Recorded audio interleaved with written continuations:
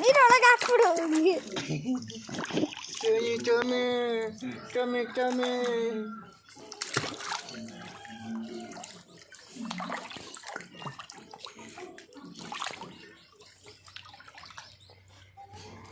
ಬರ್ತಾಯ್ತಲ್ಲ ಹಾಗೆ ಅದು.